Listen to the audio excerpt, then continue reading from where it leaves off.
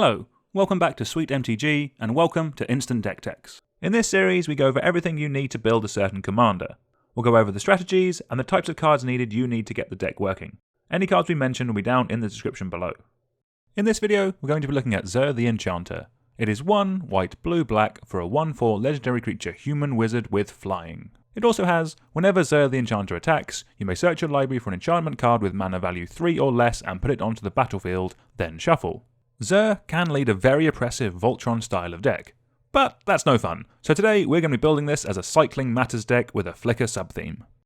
Cycling is a really fun mechanic, which generally reads, pay the cycling mana cost, discard the card and draw a new one. There are some variations out there, with cards with land cycling, where you discard the card and go tutor a land into your hand instead. The reason we're going to be building Xur as a Cycling Matters deck is because of two very important magic cards, Astral Drift and Astral Slide. These both let us exile a creature when we cycle a card, and then return that creature to the battlefield at the end of turn. What these cards allow us to do is to get even more value when we cycle cards. So not only will we be drawing a card, we'll also be flickering creatures with good end to the battlefield effects as well. It can also work as pseudo removal as well, as we can also blink a large creature that's attacking us or delaying a key combo creature from popping off. Importantly, with Xur, we can tutor either of these up when we attack with it, so effectively they're like a companion, in that we'll always have access to them at the start of the game. Because of these cards and some others that we'll get onto in a minute, we want to be running as many cards that have cycling as possible, so we can trigger them and start flickering things again and again. Also worth mentioning that once we've tutored up Astral Drift and Astral Slide with Xur, we'll still be able to tutor up more enchantments with it, so look out for some powerful and some utility enchantments that cost 3 or less mana. First up is going to be our Cycling Matters cards. These primarily won't have cycling themselves, but will reward us when we actually do cycle our cards. First up is obviously Astral Drift and Astral Slide. These will be the first things we want to tutor up with Xur. They're so important and impactful that we can also run some cards that copy them, so that we can get multiple points of blink whenever we cycle a single card. We'll also have some other powerful enchantments that these can copy as well.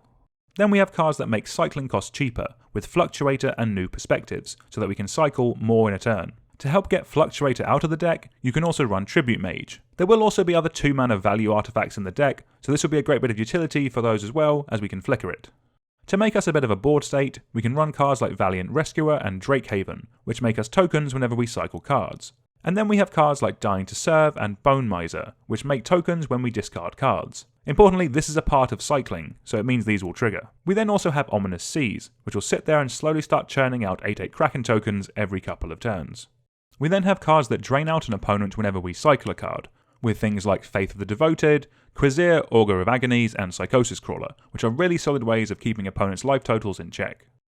Next, we have some cards that let us play the cards that we've cycled, rather than just having them going to the graveyard. With Containment Construct, we have to do it on the turn that we've cycled it, but importantly, it does let us play lands that we've cycled as well, which is really fun. And then you have Abandoned Sarcophagus, which doesn't let us play the lands that we cycle, but it does let us cast the cards with cycling from our graveyard at any point.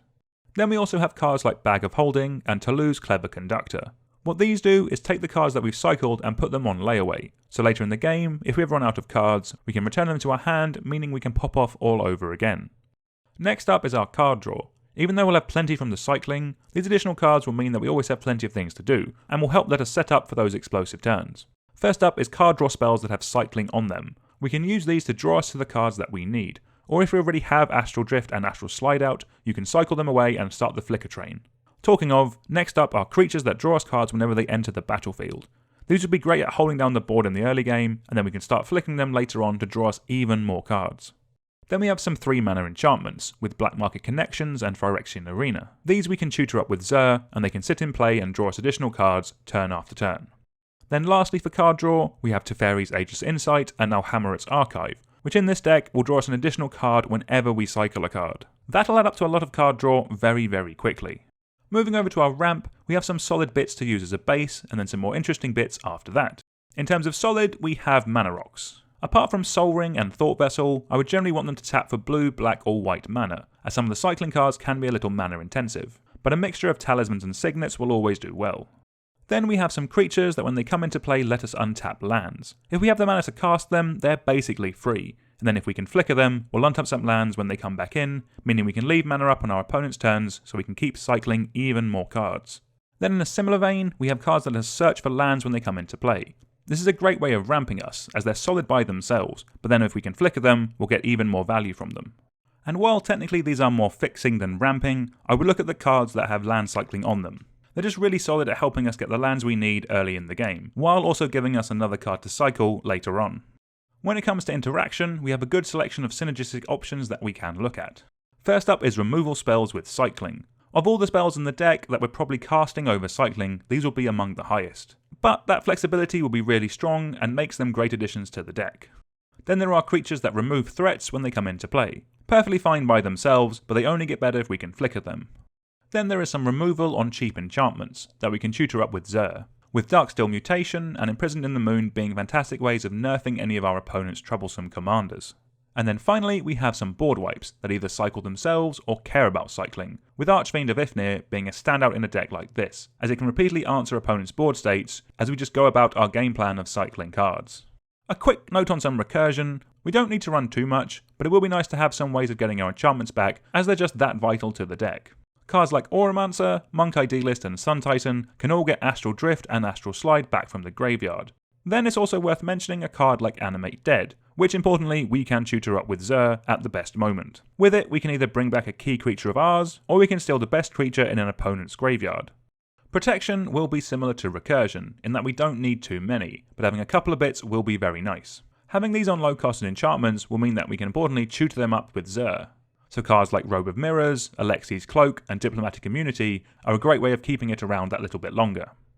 Moving over to our win cons, there's a couple of cool ways that we can close out a game. First up is Soul Herder, which while also being another great way of flickering some value creatures, also gets a +1/+1 counter whenever a creature we flickered comes back into play, meaning that in this deck it'll get absolutely huge.